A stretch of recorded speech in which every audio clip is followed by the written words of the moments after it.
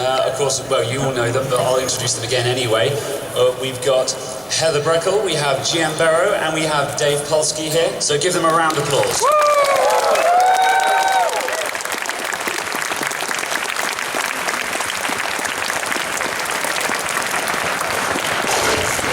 Okay, so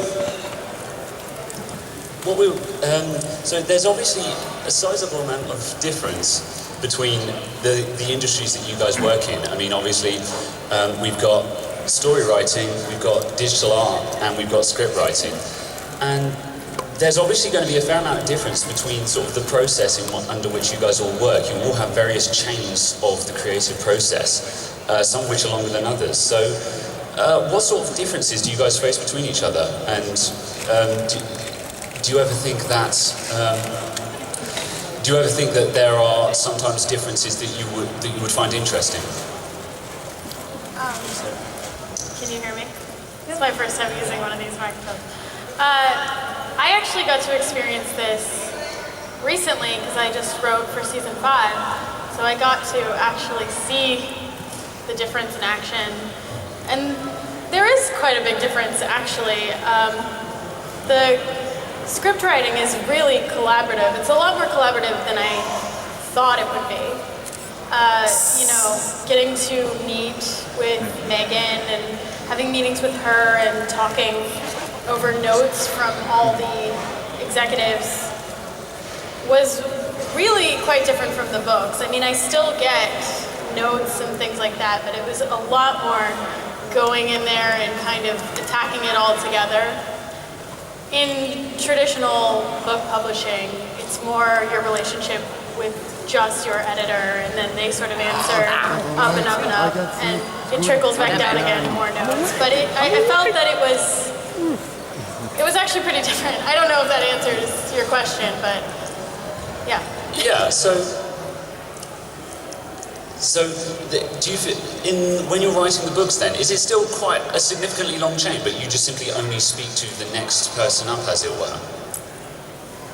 I think it's a much shorter chain, actually, but you know, some of the executives we share with the show, so it's some of the same people reading both the book submissions and probably the comic submissions too.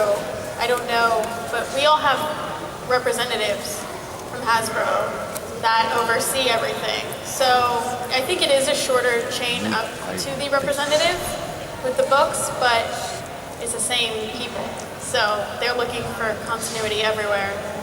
Yeah. As well. I mean, how about you, Heather? Do you tend to talk to Hasbro executives much yourself, or is your section much more closed off as sort of a little bit of a separate thing?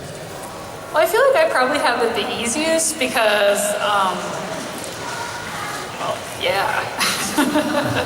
but mostly I just deal with Bobby Curnow, my editor. There is, I mean, obviously there's like Hasbro people, but usually it's like Hasbro talks to Bobby, Bobby comes to like Katie or Andy or Amy, and then it finally comes down to me. It's like I've never directly talked to anyone at Hasbro besides like when I'm like at a convention, but usually Hasbro doesn't have any notes for me, so I'm just like, hey, I'm just chilling, so I just kind of do my job and it's done. I mean, usually they don't have any big changes for me, so I probably have it the easiest because, I mean, I don't have anyone really going over my shoulder. My editor's really awesome, and I mean, sometimes I'll like collaborate with the artists here and there. It's like sometimes they'll have notes for me, sometimes they won't. Sometimes they just let me do whatever.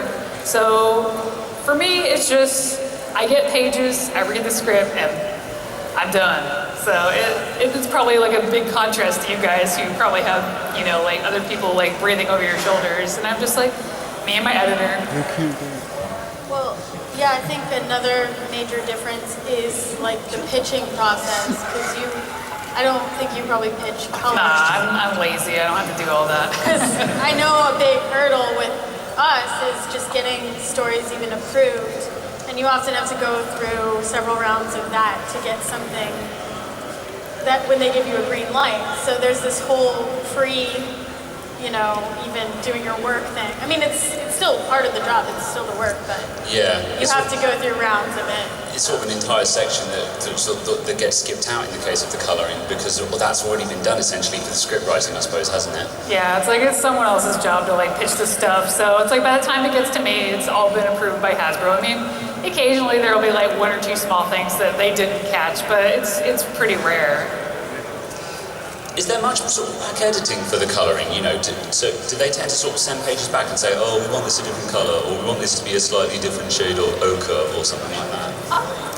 For the most part, I mean, it doesn't really happen anymore. I remember in the first issue, I mean, I think there was like some concerns about one of the colors of the character, but for the most part, now Hasbro's pretty hands-off when it comes to me, so I guess it's just because I'm used to doing, you know, what I want and doing it good, so I don't think that they've really had a reason. Have you had that on other jobs where they I have. had you redo pages? Yeah, like, I mean, occasionally with Pony, I'll redo like a little, but I mean, I'm not gonna like name specific companies, but there has been some companies that are definitely more difficult to work for. When it comes to Hasbro, they're pretty chill on me, so I always appreciate that. I actually think they're pretty chill too. I think they get kind of a bad reputation for some reason, but they can be very open to ideas. I know that Dave was saying earlier about something along those lines, that they kind of want us to run with it and create great stuff. And they don't want to squash that, you know? So I think they are for you guys as the supportive. creators to actually sort of pitch in your ideas then, rather than just simply commissioning a piece. Yeah. I think, well, it is a commission. Well, we need a book about, you know, Applejack. But they do encourage, you know, creativity, obviously. The commission description, per se, is actually very broad then, for the most part. That's like, I know, like, I mean, like I said, like, I never really deal with Hasbro directly, but I know, like, I think, like, Andy and, like, Amy, I feel like Hasbro's always been, like, you know, draw your own style. Like, I mean, Hasbro's never breathed down our necks about, you know, this has to look show style. So I think they've always been really cool about that, and I really appreciate it, because there's that infamous German, like, clip art comic that I've seen, so I really appreciate that they let us do what we want. Yeah, because each of the artists have quite different styles, actually. So that's cool. I like that. Yeah. I think that's one of the things that people like the most about the comics is the fact that they're not show style. I think people like the variation and the way that it's always a little bit different. Rather than always exactly the same fixed poses and expressions, as it were. Do you talk much to... Well, I just want to chime in about that. What's interesting is that I think there's also a similar variation in the writing too, like for the show, for the episodes, that, and I think this is also to Hasbro's credit, you know, that the show seems to have such a consistent voice, and yet, for those people who pay attention to this kind of thing, if you're looking for, you know, I've heard from fans that they can tell watching an episode, oh, that feels like a Polsky episode, or that feels like a Larson episode, or that feels like a Morrow episode, or that feels like an Amy Keating's Rogers episode. That it's kind of, that's super unusual that for people to be able to sort of identify different writer styles or sensibilities within the same show for different episodes, and yet Hasbro doesn't blink an eye. They don't seem to say, this has got to feel more like Dave, why aren't you writing more like Amy? Or Amy, why aren't you writing more like Mitch? No, they're looking just, do the characters make sense? Does the story make sense? So there is kind of it's kind of cool to me, because there are some animated shows where you've got to be sort of on model with story. Like, and they're great shows, like Phineas and Ferb, for example. Terrific show, but you really got to be on model with story. You don't feel stylistic differences in the writing between the episodes. So it's really kind of awesome to be on a show that's able to sort of have that variation and still be consistent. And yeah, I mean, for the writing style, I think the fans probably appreciate that a huge amount as well, because the different writing styles, again, it's almost like you drawing them differently. And I mean, me personally, I like to see characters interpreted by lots of different people to see what kind of spin they can put on them. And obviously, every writer puts a very slightly different spin on a character, and they may have thought of something that you know, another writer hadn't. So yeah, I think that's a really good way of getting the differences in there. And especially, of course, I think that's that's probably one of the things that people love about the chapter books as well, because obviously with there, you're kind of interweaving them with existing storylines, but putting your own sort of personal spin on a deeper aspect of what the character is thinking of at the time. Yeah, well, I think I always kind of tried to approach it that way because I had always hoped to write for the show and continue doing books as well because I love writing books. But I always looked at it as episodes of the show that just weren't on. They were kind of just other episodes that you could read, you know? So I kind of, in my own way, tried to be like, hey, I'm one of the writers. This is my version of this. And yeah. So have I heard this right? Are you actually writing? Are you writing episodes for the show now, or Yes. Yes. Yeah. I wasn't aware of this. Oh, I thought you knew that. No, I didn't. So yeah, so we're going to see that in season 5. Where'd you got my channel? I'm sorry. Didn't pay attention. I'm sorry. I've been rushing around. No, I wrote one episode for season 5. And so we're expecting to see that later on this year.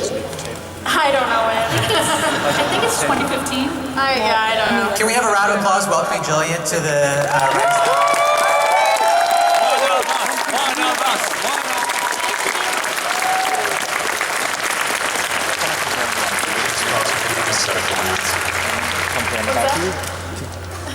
Everyone loves you.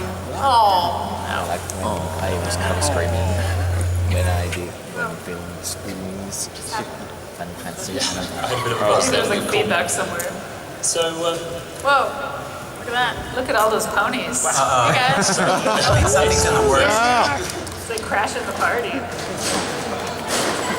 just going to allow this bizarre. Are they going to do the parade. YMCA or something? Do they? Oh my goodness. Oh, Right. A quick round of applause to all the fursuiters who come to Buck, please.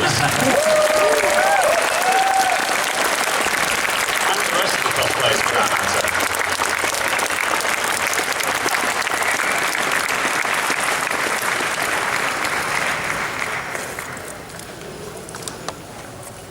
Okay, so welcoming to the inner circle of writers then. So, are there any really exciting things that you're looking to bring now? Well, now you're writing for the show. Is there something that's particularly making you really excited about this? Is there some kind of idea or like a concept that you've been like, yes, I've been so looking forward to bringing this in now? Is something that you've been dying to get into the show? Well, put it in the show. It's kind of like, I can't say what it is, but I am really looking forward to actually seeing the dialogue that I write be performed by the See it come actors to life. and seeing it animated. I mean, whenever I'm writing one of the books, it's all I'm picturing in my head anyways, and trying to imagine Tabitha's voice or Andrea's voice and sort of doing a bad version of it myself to myself in my room. And so the fact that they're actually going to record that and I'll get to hear my words for the first time through those characters is so cool and something I'm really looking forward to. I think I'm more excited for season 5 than you guys, honestly. Is a single tear going to go I know, down I'm your gonna- cheek as you watch the episode? Yeah, probably.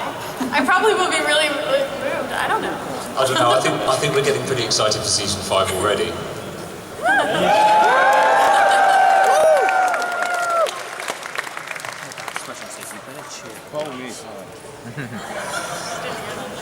I'm not even going to acknowledge that. So,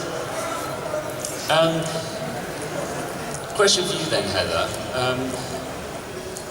Do you feel that, is there anything coming up in the comic that you're particularly excited about as well? Have you been chatting to, there's bubbles everywhere.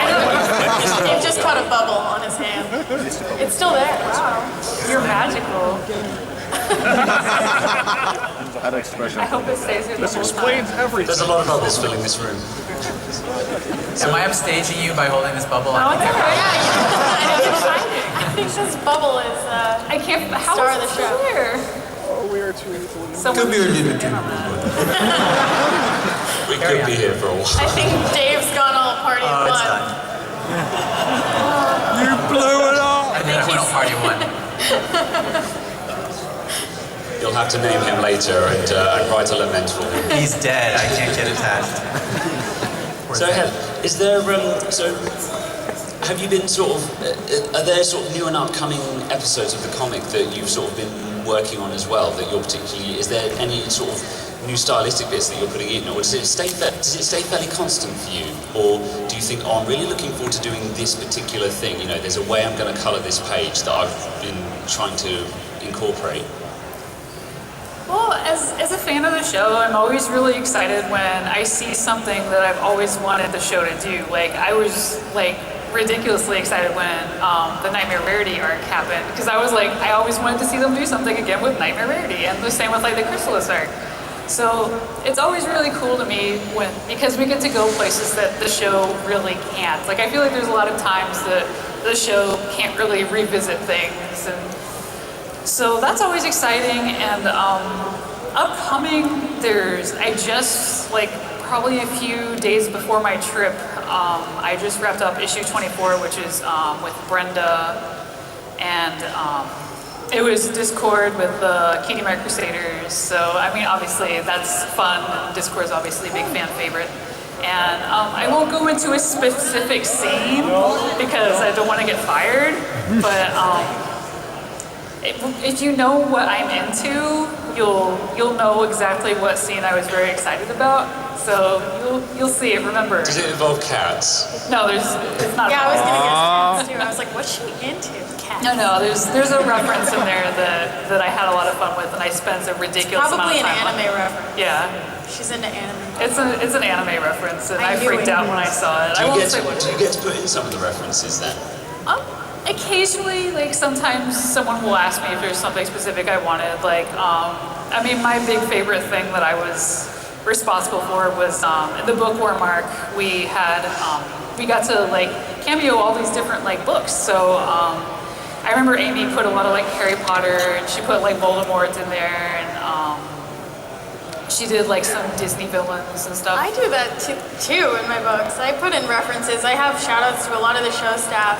I named a few trees in the Applejack book, Big Jim and Stefan. And I definitely put in references to things I like. Like there's a part in the Applejack book too that references Carl Sagan. And like, if you want to make an apple pie from scratch, and Pinky says something about you must first invent Equestria. So, because I'm a big fan of Neil Sagan. deGrasse Tyson once said, and I've just forgotten the quote entirely. It was Neil deGrasse Tyson who said that if you want to make a pie or something, you must first invent the universe. No, actually, it was Sagan. Was it Sagan? Yeah, if you watch the original I must have Cosmos. seen Tyson quoting Sagan then. It was Sagan. I consider myself told. You should watch it. It's really good. Really good. I recommend it to everyone, the original and the new one. But yeah, like the thing that I got to add was I requested Game of Thrones, and she put Daenerys in there with the dragons. So that was me. And usually the artist just puts what they want. Sometimes they'll ask. Like I remember like Bobby's responsible for some of the cameos that were in the Big Mac arc. So occasionally they'll ask. I mean, sometimes if there's something I really want in there, I'll be like, hey, can you slide that in there for me? I'm still waiting for the day that I really want to make someone slide in Mikasa from Attack on Titan, but I haven't really found the right opportunity for that because she's my favorite. Do you tend to try and colour any pages in the particular style of another anime or comic you like? Do you read another thing and go, I really want to try that colouring style? Oh yeah, definitely. Well, my coloring panel, I like explained that pretty much the big influence for me color-wise is anime. Like the really big ones right now are like Kill la Kill was a big influence on the Reflections arc because there was like that red sky and like all the blues. So Andy really wanted like kind of like a more monochromatic like gray palette, and I kept going like slightly more blue because I really wanted it to look like these like particular scenes in Kill la Kill. And there's a scene where when they go into the other world, when they jump into the portal, and there's all those crazy colors, that was kind of inspired by Madoka. Like they have like witch labyrinths in the anime, and they do like all this really cool stuff with like texture. So I kind of wanted to like emulate the look of Madoka, like that whole thing, because they do like so many cool things in that show, and I was like, I really want to do this. So I think I pulled it off. I don't know if anyone would get the reference by looking at the page, but Now they will. yeah. And actually, same question to Gillian and Dave as well. You know, do you ever sort of do you see other written works, or do you see another idea that gives you an idea for a particular writing style, even if it's just for a single paragraph, where someone just sort of did a thing and you're like, that's a really cool idea, I'm going to try that, and you just sort of do something that's sort of almost completely out of style, just because you thought that's cool, I'm going to try that. Well, recently, because I did the Daring Do book set that is coming out soon, I had to write a bio for AK Yearling for, you know, all the websites, Amazon and all that stuff. And I was like, oh man, how do I do this? So I kind of looked up a bunch of bios of authors that I thought were cool, and I tried to make it sound like if you read J.K. Rowling's original bio, it's really similar. And I kind of made a joke because she wrote a paper for some journal for Exeter, and I said, you know, a Quexeter or something, and then it was called Pegasus. The journal is called Pegasus in real life. So I was like, that's too perfect, so I had to use that. And, you know, just go read it. And read it side by side, because I was wondering if anyone would ever get that it was supposed to be sort of a parody of that, and I don't know if they have, but I haven't heard anything about it, so. I'm sure someone's made Never got that any lawsuits. But I was going with the Rowling thing, or Rowling thing. Look, Dave's smiling. They'll know how it's 'Cause he's- pronounced. Like, we're not from Rowling, here. right? I J.K. think it's Rowling? rolling. Yeah, I just said Rowling, that's why I had to correct myself. You're making us Americans look bad. The mystery continues. How about you, Dave? Is there sort of any references where you sort of directly done almost like a mirror reference in a similar fashion to that, where you've almost done like a rewrite where you just wanted to slip something in that manner? Well, there's a, I can't remember, I think it got cut, but it was in the Daring Don't episode, I did a reference to whatchamacall, Django Unchained. But it got cut. Yeah. It's when I can't quote. It's been too long now, but there was a line that was lifted directly out of the Django Unchained trailer that fit perfectly in the episode. I mean, it was just word for word, but yeah, I think they trimmed that couplet out of it. So. But also that episode as a whole, it was definitely indie. I watched all 3 indie movies before writing it, and you know, it definitely influenced the sort of, you know, how the heightened villainy and thing, you know, it's not a little bit campy, you know, that there was a campiness to that episode that was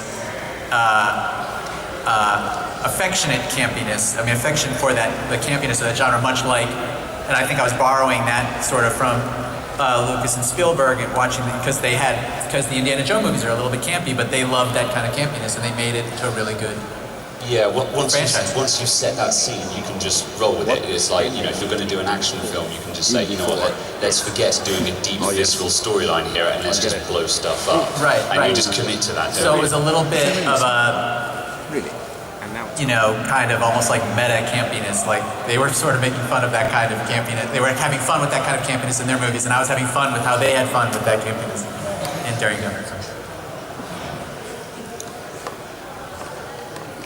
I also watched a lot of Indiana Jones when I was trying to make sense of what Dave wrote. We're using quite a lot of influences for the Daring Do book from Indiana Jones there as well. Yep. Well, should we talk about this? I can talk about it a little bit. I don't want to give away too much, but yeah. Okay, well, just that for those of you who are familiar with that episode, there's this little where the Twilight and Pinkie Pie, or not Twilight, what is that? Twilight and Rainbow Dash have their geek off. You know what I'm talking? You know, where they're like geeking out over like, well, in book 4. In book 4, they blah blah blah blah blah. Yeah, well, in book 3, they blah blah blah blah blah. And so for the fun of it, I just made that as, to play up the fun of that moment, I just made it as convoluted as possible. Little did I know that poor Giambero would have to make sense of the convolutions that I pulled out of my butt. You ruined her life. I was also really kind of annoyed because at the end of that episode, she holds the book and it says the Ring of Destiny.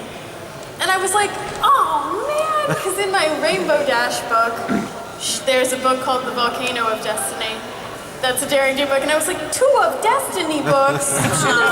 Destinies and Daring Do's. But yeah, so that was kind of funny because I was sitting there like highlighting little bits like, oh, okay, Prince of Scorchero, Empress, you know, trying to like put them all in order and make charts that made no sense because it really, yeah, I don't know. But the end product is really cool. There you go. You guys should be excited. When are we going to see it? Do you know? October. October. It's my birthday. I'll buy it. It comes out the same day as Mitch Larson's book, so you should buy the Daring Do book instead. Get your free shipping. Yeah. Order them all. Well, Daring Do books. It's free. It's better. No. You should buy his book too, though. I read his book. It's really good. So, anyway. Spoiler alert. I know. Jeez. Anyway, go on. Sorry. Yeah. Oh no. Don't wait on my part. But I mean, we're talking a lot about references, and I'm getting the impression here that pretty much all the references that you guys go for is just all stuff you like. I mean, it's an old debate favourite about fan pandering and things like that. And a lot of people, they're always believing that, you know, whenever you see a reference in the show, they're like, oh, they're just trying to please their fans or something like that. And I mean, personally, I've always been on the belief of sort of, well, I don't know, maybe the writers like that too. So I mean, just out of interest, you know, do you ever put things in that you're like, oh yeah, it's okay, but I know they'll love it? Or how much of it is just like, no, I just wanted to do this? And that goes for anything, to be honest, you know, whether it's a reference or whether it's a style or whether it's a colouring style or, you know, is it always just what you like, or do you ever think, I'm going to do this because I know this is what the fans like? I mean, there were a few times when I put things in just because I thought the fans might really enjoy it. And I don't think that's bad to do once in a while. I mean, I thought it would be harmless. It wasn't big things. You know, I think I had in one part Lyra sitting like up, and I described it. I mean, is that pandering? I don't know. No. Since when do ponies sit? I mean, jeez. Yeah, sometimes I just think it'll be really funny too, or if it fits into a situation perfectly, why not? Yeah, I mean, some things literally do just drop in there and you think, no, this literally is writing itself. And it's definitely easier in a book or a comic to do that than a script, because in my first script, I tried to drop in something, but it got axed. And it was, yeah, it's more obvious, it sticks out more in a script. I think the people that can do that are the animators in that situation, because it's subtle. Like there was that BioShock Infinite reference. And I really like BioShock Infinite too, so I was excited about that. I recognize that. And I think that's cool, but with the writing of a script, I don't think it's as easy to do. I don't know, Dave, what do you think? Have you done that? Other than the Django? Oh, things specifically for the fans, like you mean for the Brony fandom, like? Well, anyone, to be honest. I mean, I suppose, because of course, sometimes it can be very easy to forget that you guys are writing it for the target demographic, you know. So yeah, I mean, that's an interesting segue, actually. I mean, do you sometimes put in references directly for the target demographic, you know, little girls, essentially, and families as well as the bronies? Well, I'm trying to think of a time I've done that. I'm sure I have. It's not occurring to me. But I agree with what Jillian's saying about, like, it's sort of, if there's a good opportunity to put something in there that's kind of a wink to the fandom, and it fits the story, and it's like it works anyway, then why not? What's the harm? There's no harm. As far as I can see, in fact, it just adds a little flavor. So I'd have to think on if I've done. I'm sure I've done that. It's just not popping to mind. I'll have to think about it. not to interrupt, but I also think that I like to put in things that I think adults will appreciate, because I know with storybooks, it's sometimes kids and their parents reading them together, and it's the same with the show. You know, you want to have it be something that a family can enjoy together and enjoy on different levels, and the parents will laugh at something and the kids might not get it. Just like a Carl Sagan reference, I don't expect a kid to get that. I was indulging myself there, but I also maybe thought, oh, maybe the kid will ask about that, and then the parent will talk about it. You know, I've certainly put in things like that, but I think it's fun to entertain everyone so that it's not like a boring, horrible bedtime story or something. It's like funny. It has a lot of additional depth to it, I think, yeah. And it's just a really nice, fun thing. I mean, personally for me, I think when I see these references, it lets me know that the people who are creating the show are real people who have real interests as well. And I really like the idea of seeing the creators enjoying the very same things that we all enjoy as well. And it is just sort of a bit of a window through to you guys. And, you know, I mean, Dave, you were talking about, you know, Phineas and Ferb earlier on. When you watch a show like that, and as I say, I agree with you, you know, it's a really fun show, don't get me wrong, but you feel like, you know, it's the show you're seeing and nothing else. Whereas when you get a show that has a little bit more creative freedom, like MLP, you tend to get a bit more of a window. You tend to see the creators through the show a little bit more, I think. And I think that's a really good aspect of it. I really like to see that. And I think it's the same goes for any of the stuff involved at all. You know, again, with the comics and the chapter books, it's really nice to get an idea that it's almost like there is the you know, it's like the community of the people who are making all the canon content. So, Yes, they gave I us. agree. that was a bit of a statement. I apologize. No, I mean, yes. Yeah, it's like any with references. I mean, whenever I get a chance, I mean, it's usually for me.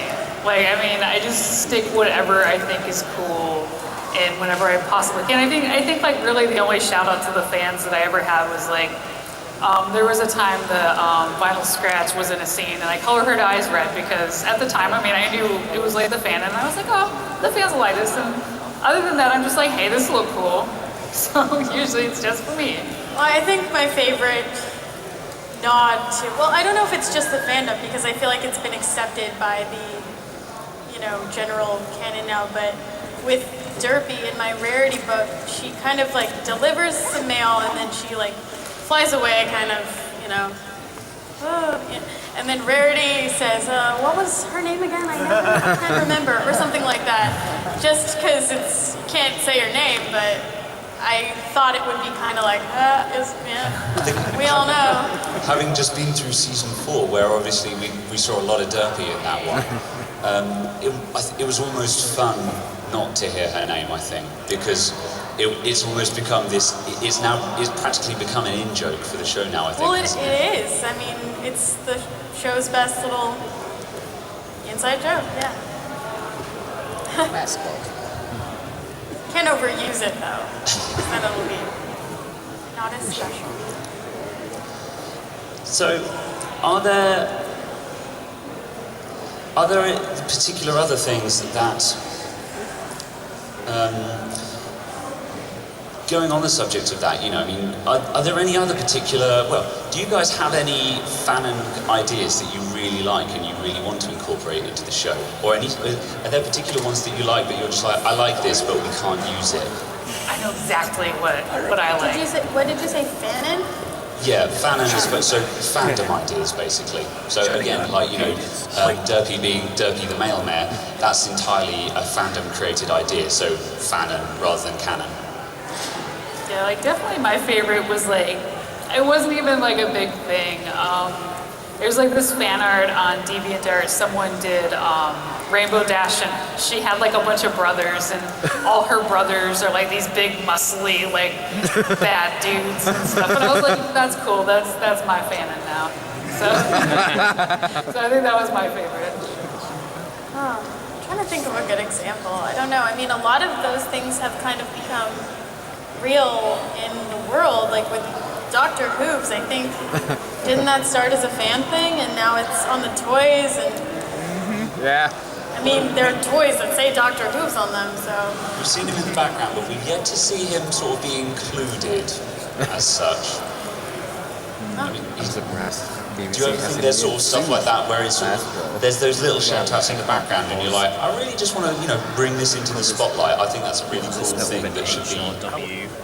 Well, I've actually gotten the opportunity to put some of the background ponies in different scenes and given them more speaking roles in the books because there's more room to do it there. I mean, in the Rainbow Dash book, there's a book club that they have, and they're all talking about the Daring Do books, and then there's like, I think that's the part where Lyra's sitting like that, and they're all talking, and they're named, so that's probably more than the show.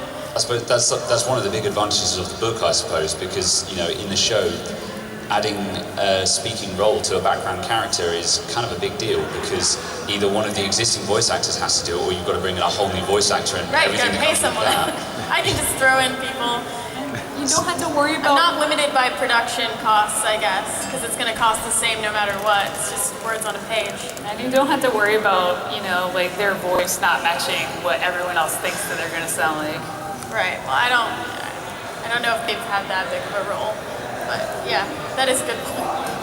Or we just assume that Bon Bon has like a different voice in every scene. Well, I did call her Bon Bon, but then they kept changing it to Sweetie Drops in the manuscript.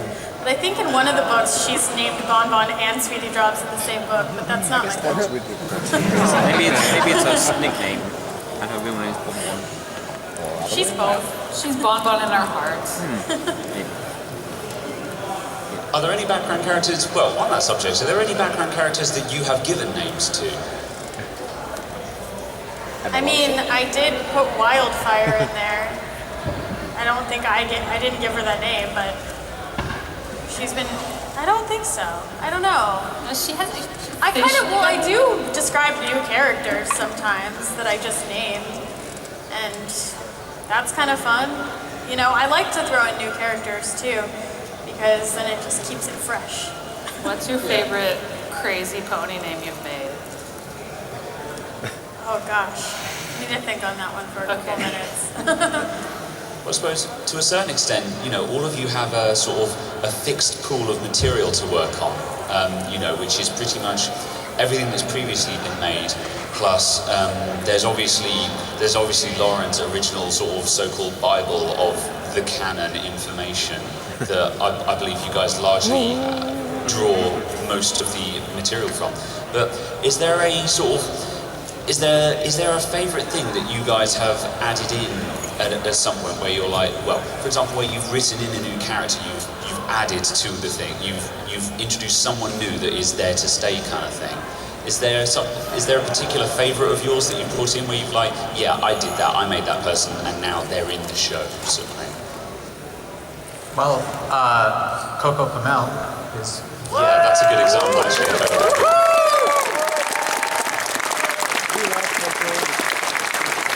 Yes. Are we going to see much more of her at all? May. That always means yes when people say it like that. Okay. Well, I guess I have an answer for this one, and I thought of an answer to your question. But I got to name Pinkie Pie's family, which is pretty cool. I had help with it. I had guidelines, and a couple of them had to be chosen from a list, but I thought that was cool. Did you name Maud as well, or was she added in afterwards? It was sort of a at the same time thing. So I knew about her, but she wasn't going to be in that story. She was going to be introduced in the show. But I did not give her the name Maud. So. Fair enough. Yeah. And to answer your question first, she asked what was like the craziest pony name. No. So you guys are gonna laugh. So in the Rainbow Dash book, there's a pony who owns the bookstore, and her name is Plot Twist. But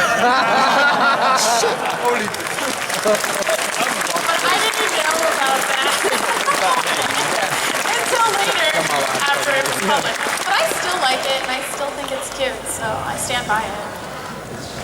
Shyamalan, that's my Anyway, pony. Good end. That's my pony. Plot twist. There we go. That's not my pony. Sorry, I kind of hijacked that question. No, that's fine. Okay, so Oh, and Ms. Harshwini also. oh yes, of course, Miss Harshwini, yes. Well, yeah, she obviously came in early on, and yeah, she was quite a popular character, and you got to bring her in quite a few times as well, didn't you? Are there sort of particular characters are there any characters where you sort of brought them in, and then they've sort of only been used for that episode, and you've kind of thought, oh, I wish I could have had more time with this character, but their part of the story is over now, sort of thing.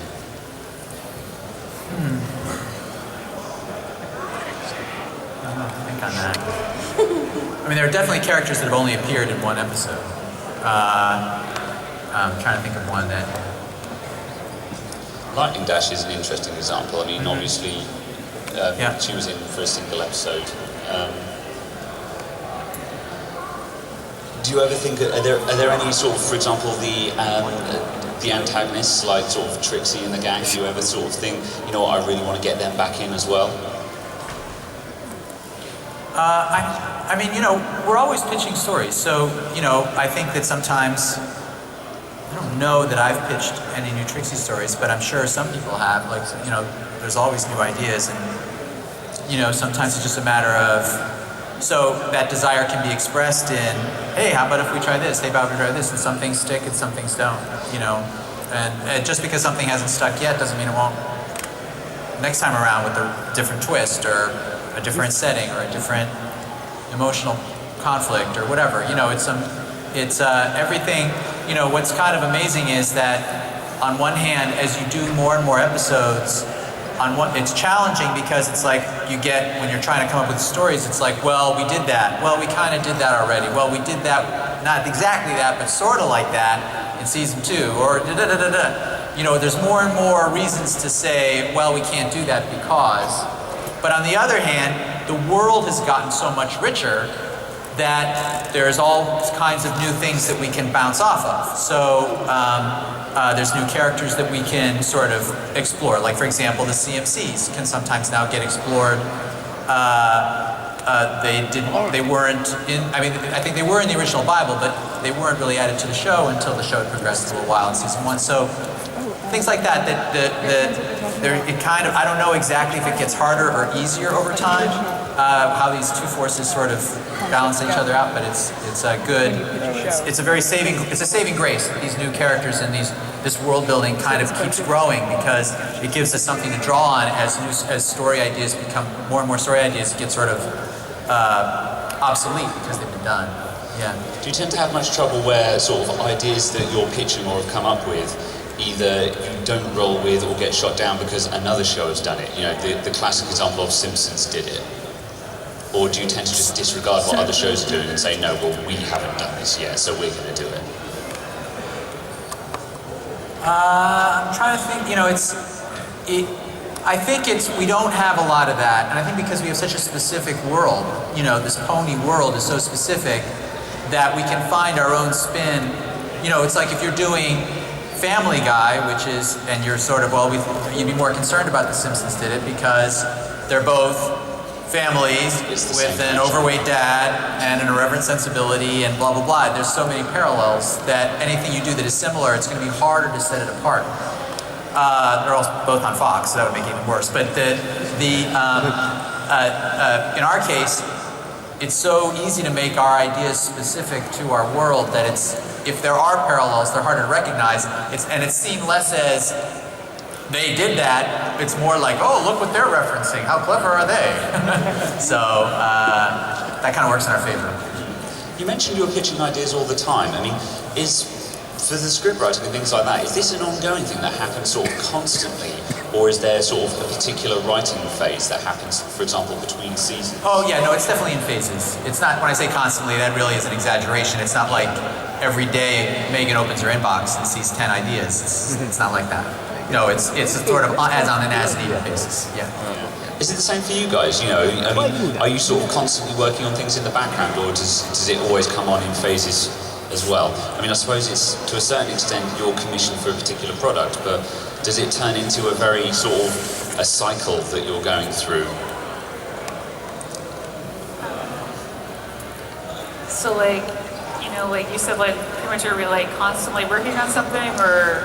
Yeah, well, I guess, do you find yourself sort of colouring, well, for example, with the comics, do you find yourself doing sort of bits of colouring, or are you working on things for that all the time, or do they just send you a thick set and say, we need this coloured? But it sounds fun. Sure, I would try that. Yeah, I'm a fan of Transformers. I think my brother would love that. Yeah, you know, we had all the Transformers and ponies as kids. We played with them together and it seemed to work, so. There's a funny video that's been up on YouTube for a while. Have you seen this? Where Michael Bay directs My Little Pony. Have you seen this? Pretty funny. Check it out. We have to search it. Rainbow Dash versus Starscream. Huh? Have you seen Rainbow Dash versus Starscream? I haven't seen that, no. Starscream. Thanks. Thank you very much. Hi, this is a question for all of you. If you could imagine Starswell the Bearded actually appearing on the show, who could you imagine him being voiced by? Like Liam Neeson or Morgan Freeman or something like that? Patrick Stewart. I actually have an answer for this. Patrick Stewart. I wanted him to be voiced by Neil deGrasse Tyson because I think that would be so perfect. Or Patrick Stewart. Patrick Stewart.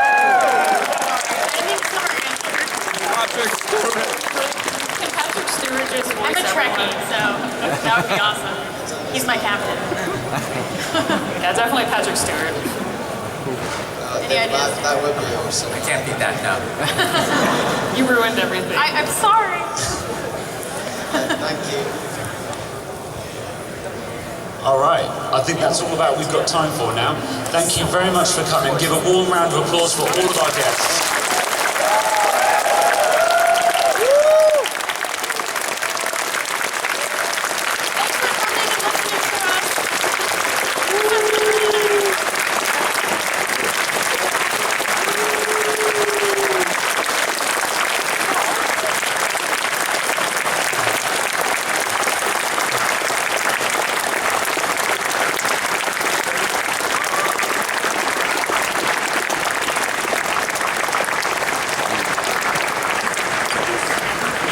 Thanks a lot. Stick around, we'll be doing the closing ceremony shortly. We're just going to take a quick break and we'll be back with you. All right.